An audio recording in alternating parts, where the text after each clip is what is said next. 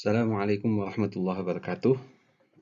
Kita akan membahas dan mendiskusikan tentang entrepreneurship sebagai sebuah objek studi yang dipelajari, dan ini merupakan materi video lanjutan dari kewirausahaan sebelumnya yang lebih berfokus pada definisi, kemudian arti sempit, arti luas, kemudian mitos-mitos yang salah, dan berbagai hal yang lain yang membuka wawasan kita tentang entrepreneurship, kewirausahaan, apa itu wirausaha itu sendiri, dan jenis-jenis wirausaha yang ada di situ. Nah, sebagaimana di materi sebelumnya, saya akan mencoba untuk sedikit mengulang untuk memahami bagi Anda khususnya yang belum melihat video materi awal tentang kewirausahaan ini, tapi bagi Anda yang sudah, ini sebagai reminder mengingatkan saja. Kewirausahaan ini intinya adalah bagaimana membangun kemampuan kreatif dan inovatif yang dijadikan dasar, kiat, dan sumber daya untuk mendapatkan dan menciptakan peluang, serta mengatasi masalah untuk mencapai keberhasilan. Kata kuncinya adalah kemampuan kreatif inovatif. Kemudian peluang, menciptakan atau memanfaatkan peluang, mengatasi masalah, dan mendapatkan kesuksesan. Inilah 4 kata kunci atau 4 frase kunci yang harus dipahami dan dicatat untuk memahami tentang kewirausahaan itu. Nah, tetapi kewirausahaan sebagai sebuah ilmu ini adalah suatu disiplin ilmu yang mempelajari tentang nilai. Apa itu nilai atau value? Value atau nilai itu adalah apa yang dihargai, apa yang dijunjung tinggi, apa yang dianggap berharga, sehingga itu harus selalu dijaga. Ya, kalau nilai-nilai dalam masyarakat, umpamanya nilai-nilai di bangsa Indonesia adalah nilai-nilai yang ada pada Pancasila, ketuhanan, kemanusiaan, persatuan, permusyawarakatan, musyawarah, kemudian kegotong royongan, itu adalah nilai-nilai yang di bangsa Indonesia yang disarikan dalam Pancasila.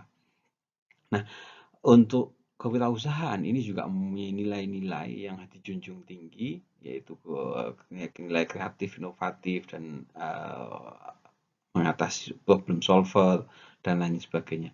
Kemudian kemampuan, ability. Kemampuan adalah kemampuan, ability, skill, kemudian keahlian yang ada di situ. Dan perilaku, ini juga membahas tentang perilaku, behavior, seseorang dalam menghadapi tantangan hidup untuk memperoleh peluang dengan berbagai resiko yang mungkin dihadapinya. Ada frase penting juga di kewirausahaan, yaitu adalah take a risk, gitu ya. Take a risk, berani menanggung resiko. Kemudian challenging hidup, life challenge atau tantangan dalam kehidupan. Nah, kemudian saya ambilkan ini dari salah satu definisi penting dan terbaru yang maknanya lebih luas, yaitu kewirausahaan adalah fenomena tentang kemunculan aktivitas ekonomi baru yang tidak hanya tentang ini, bukan hanya aktivitas komersial atau perdagangan atau pertukaran semata-mata, tetapi kemunculan aktivitas-aktivitas baru, perkembangan aktivitas-aktivitas ekonomi baru yang menghasilkan kesejahteraan bagi masyarakat, baik individu, kelompok, maupun sosial secara umum. Nah, sebagai sebuah studi tentang atau yang dipelajari dalam kewirausahaan, maka kewirausahaan juga sudah berkembang untuk menghadirkan teori-teori tentang kewirausahaan. Apa itu teori? Teori adalah formulasi hubungan yang logis dan terverifikasi, atau prinsip-prinsip yang mendasari dan menjelaskan kewirausahaan. Kalau orang ini seperti ini, maka dia akan begitu. Kalau dia melakukan ini, akibatnya akan seperti itu. Maka itu adalah teori. Penjelasan tentang hubungan antara berbagai fenomena itu yang disebut dengan teori. Dan dalam konteks ini, maka dalam konteks teori kewirausahaan ini adalah penjelasan hubungan yang logis dan terverifikasi dengan prinsip-prinsip yang mendasari dan menjelaskan tentang entrepreneurship atau kewirausahaan, serta gunanya teori adalah memprediksi aktivitas kewirausahaan. Kalau seorang wirausaha melakukan seperti ini, maka akibatnya akan seperti itu, gitu ya. Kalau melakukan hal ini, maka dia akan menjadi seperti itu, gitu. Nah, ini adalah memprediksi aktivitas. Kalau rajin, maka akan pangkal kaya, umpamanya itu adalah contoh prediksi. Dan memberikan panduan normatif, artinya memberikan panduan seharusnya seorang wirausaha yang mau sukses, yang mau berhasil itu seperti apa. Nah, teori-teori kewirausahaan sebagaimana kajian-kajian ilmiah, maka ini didasarkan atas hasil riset ilmiah, didasarkan atas hasil penelitian ilmiah yang diakui dan diterima di kalangan pengkaji entrepreneurship, bukan berdasarkan mitos bagaimana yang sudah kemarin kita bahas dalam video atau video materi sebelumnya begitu. Makanya didasarkan atas hasil riset ilmiah yang bisa dipertanggungjawabkan dalam mulai rumusan masalah, kemudian tinjauan teoritis, kemudian data, analisis, sampai akhirnya menghasilkan kesimpulan yang bisa diverifikasi, bisa ditelusuri kebenarannya. Nah, kajian tentang berbagai macam kajian, bagaimana ekonomi punya berbagai macam aliran, ada Keynesian, ada monetaris, ada klasik, ada neoklasik, ada berbagai macam pemikiran.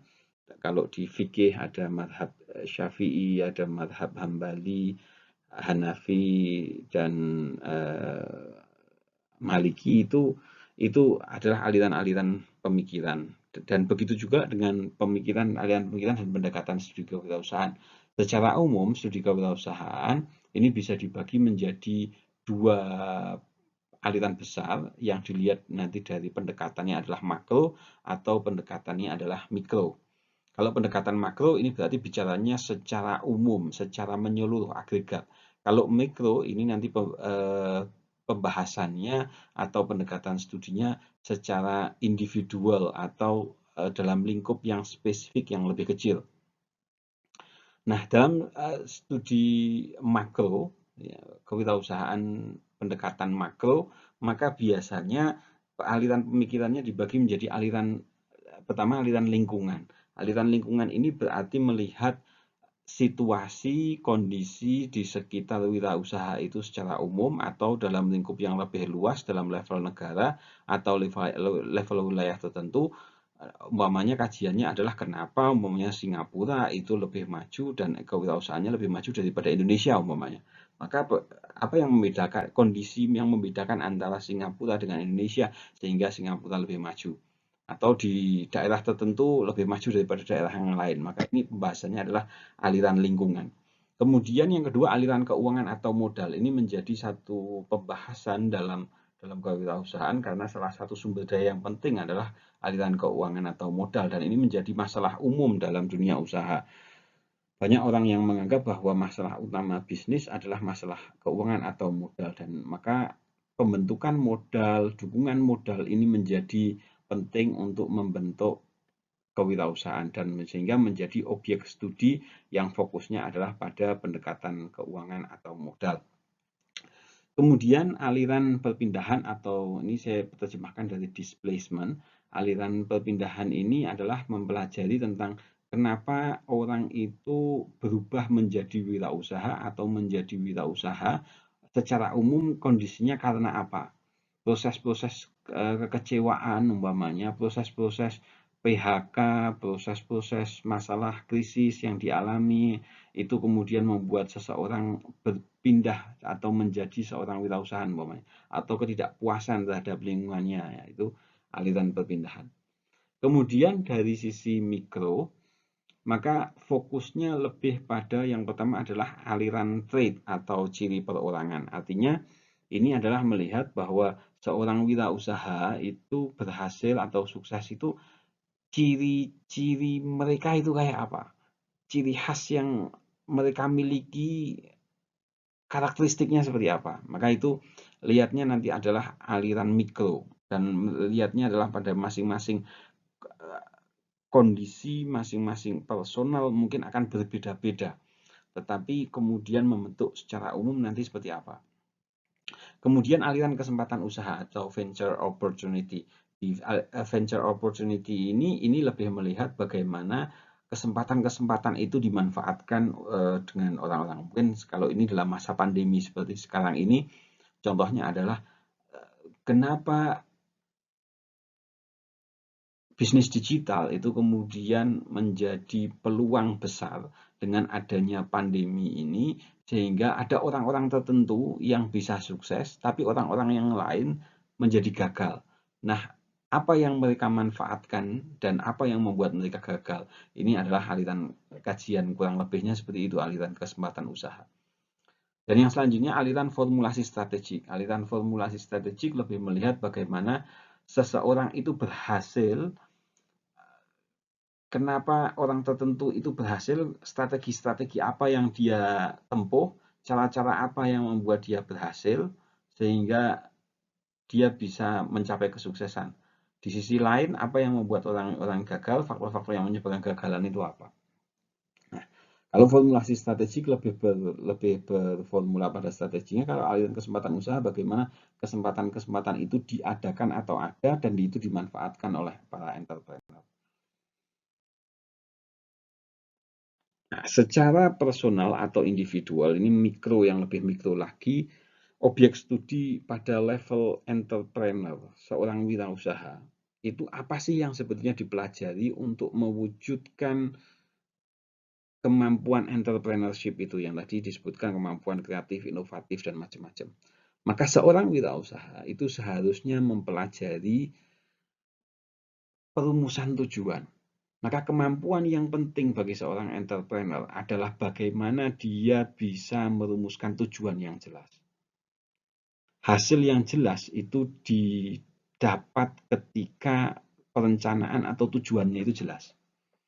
Mau jadi apa, bagaimana, sebesar apa itu menjadi penting. Ada orang-orang tertentu yang tujuannya biasa-biasa dan ada orang tertentu yang tujuannya tinggi. Nah, kemampuan untuk membuat tujuan, merumuskan tujuan, dan kemudian membuat berbagai perencanaan, ini menjadi satu objek studi yang dipelajari sehingga seseorang itu bisa menjadi seorang entrepreneur, punya kemampuan entrepreneur. Kemampuan kedua yang dipelajari di entrepreneurship adalah kemampuan memotivasi diri. Motivasi adalah motif atau penggerak dari seseorang melakukan. Seseorang melakukan sesuatu itu didorong oleh keinginan atau kekhawatiran tertentu yang dia membuat melakukan sesuatu. Emosi contohnya, emosi. Maka ada yang mengartikannya menjadi emotion, energy, motion. Ya, Tony Robbins menyampaikan emotion, energy, motion. Bagaimana membuat motivasi itu menjadi energi untuk melakukan sesuatu, untuk melakukan tindakan sesuatu. Dan melakukan tindakan untuk berwirausaha itu didorong oleh motif-motif tertentu, apakah dari internal atau dari eksternalnya. Selanjutnya adalah kemampuan inisiatif. Ini yang tidak kalah penting karena inisiatif ini dari kata initiate yang artinya memulai, maka kemampuan untuk memulai bisnis, kemampuan untuk memulai satu tindakan untuk mengatasi masalah, kemampuan untuk mencari jalan keluar sehingga mengatasi masalah yang dihadapi oleh dia maupun dihadapi oleh orang lain. Ini menjadi juga kemampuan penting seorang entrepreneur. Kemudian kemampuan melakukan inovasi, otomatis karena kreativitas dan inovasi adalah jantung dari entrepreneurship itu. Maka bagaimana bisa melakukan inovasi-inovasi, apa saja yang mendorong melakukan inovasi, yang cara-cara melakukan inovasi, itu menjadi kajian yang objek studi juga yang penting dalam entrepreneurship. Kemudian kemampuan untuk membentuk modal atau capital. Bagaimana seseorang membentuk modal? Apakah dari dirinya sendiri lewat tabungan, ataukah bagaimana dia membentuk modal dari masyarakat melalui pasar modal, atau dari lembaga keuangan melalui perbankan, atau dari pihak lain capital para pemodal untuk kemudian dibentuk. Maka kajian-kajian dari sisi keuangan ini, financial atau capital ini juga menjadi salah satu yang dikaji di sini. Sehingga seorang entrepreneur adalah seorang yang punya dan bisa membentuk modal. Tidak harus selalu punya, tapi dia bisa membentuk modal itu, apakah dengan kerjasama atau dengan berbagai cara yang lain. Kemudian kemampuan untuk mengatur waktu dan kebiasaan. Karena ini disiplin lah bahasanya. Disiplin ini untuk melakukan yang sudah direncanakan dan kemudian melola kebiasaan, karena kebiasaan ini yang akan mendorong kepada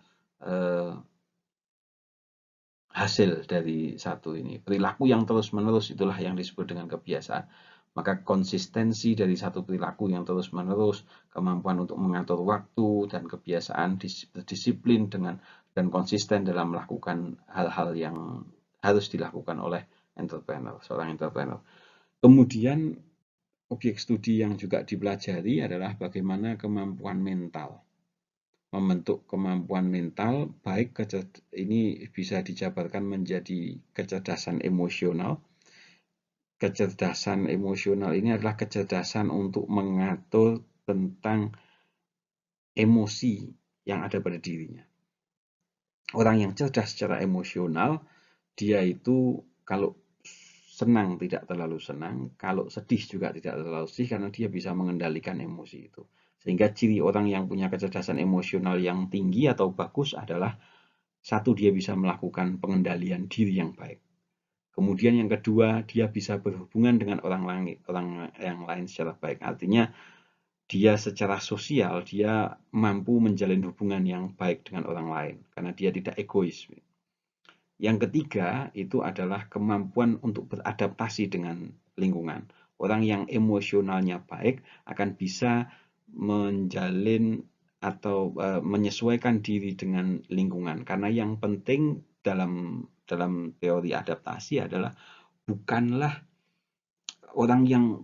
seseorang yang paling kuat atau paling cepat makhluk itu survive di dunia, tetapi bagaimana dia bisa menyesuaikan diri, ya. Bahasanya ini yang dikatakan oleh Darwin dengan the survival of the fittest. Orang yang selamat, termasuk entrepreneur yang selamat, adalah yang bisa menyesuaikan dengan adaptasi. Ketika pandemi harus melakukan digital, dia bisa melakukan itu. Dan tidak baper dengan kondisinya, karena ini pandemi susah, ya sudah, susah, ikut aja itu, tidak seperti itu. Yang kedua adalah adversity quotient. Adversity quotient adalah kecerdasan untuk bertahan dalam masa-masa sulit. Jadi dia bisa tidak dikendalikan oleh kondisi, tapi dia yang mengendalikan kondisi. Tidak menjadi objek, tapi dia lebih berupaya untuk menjadi subjek. Tidak dipengaruhi, tapi berusaha mempengaruhi. Kemampuan-kemampuan seperti itu yang disebut dengan adversity quotient. Untuk kemampuan untuk lebih proaktif daripada reaktif, umpamanya. Dan yang selanjutnya, objek studi yang juga penting adalah kemampuan untuk mengambil hikmah atau pelajaran dari proses yang dialami dalam kehidupan atau dalam bisnisnya atau dalam pergerakan entrepreneurship-nya itu. Inilah yang kalau secara umum dikenal dengan spiritual quotient, kecerdasan spiritual.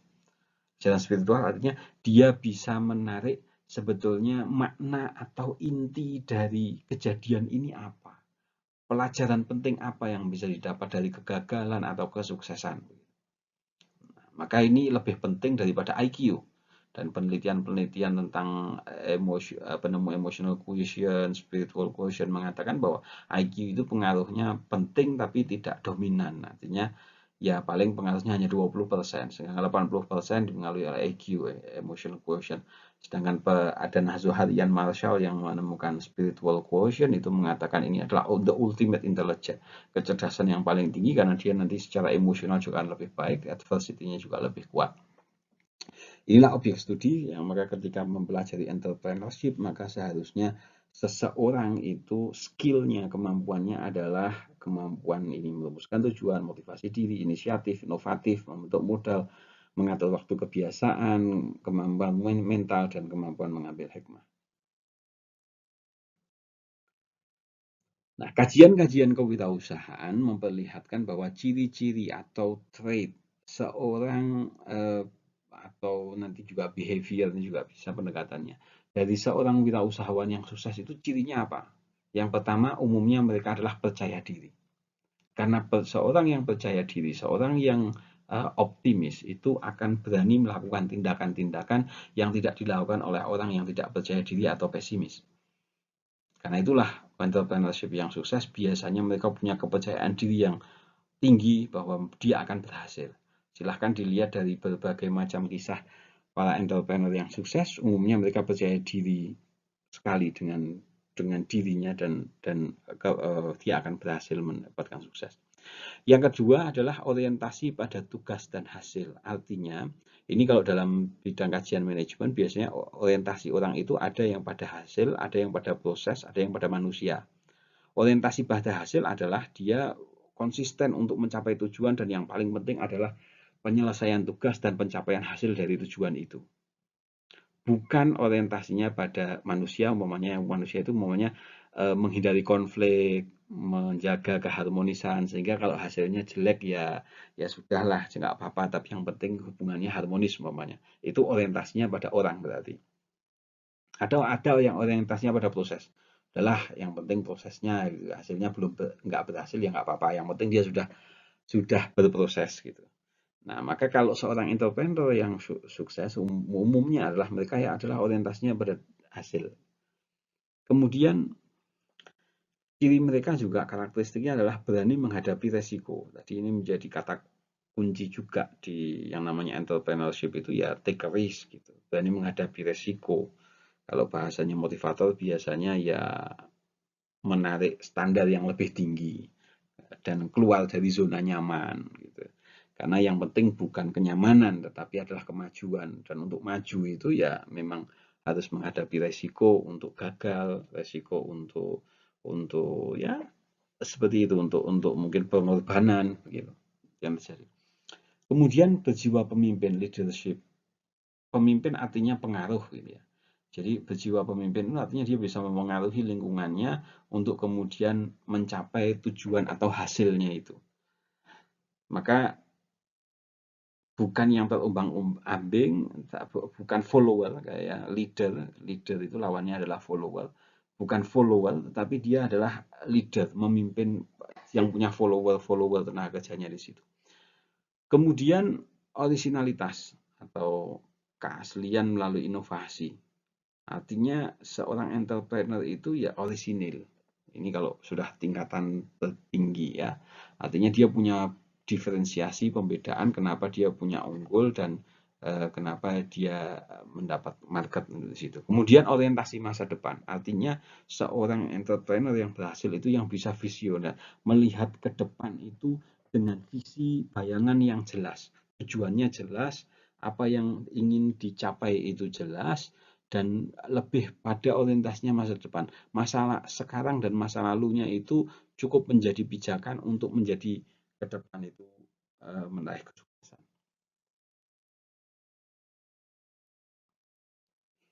Nah, ada setidaknya 3 faktor yang menurut para ahli entrepreneur itu membuat seseorang itu berhasil atau tidak. Yang pertama adalah kemauan, desire. Tadi visi, kemudian keinginan untuk mencapai hasil, tujuan, itu adalah kemauan yang membuat motivasi seseorang itu bergerak atau tidak. Yang kedua adalah kemampuan. Nah, kemampuan ini skill, keahlian, keterampilan, kemampuan kerjasama, dan lain sebagainya. Ini adalah kemampuan. Tetapi yang paling penting itu adalah kemauan dulu. Karena dengan kemauan dia akan bisa membangun kemampuannya.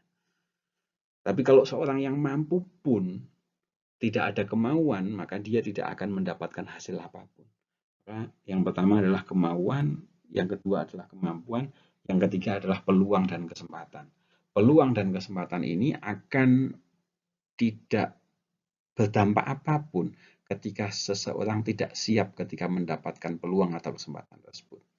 Maka kesuksesan adalah hasil dari kemauan, kemampuan, dan peluang.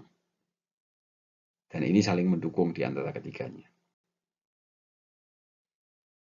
Berdasarkan riset wirausaha, apa sih yang membuat seseorang itu berminat menjadi berwirausaha?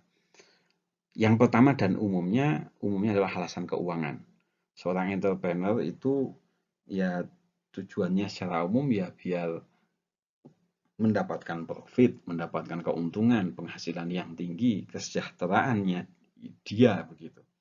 Ini secara umum begitu. Kenapa? Karena kalau bukan entrepreneur ya biasanya penghasilannya sangat terbatas. Yang kedua adalah secara sosial.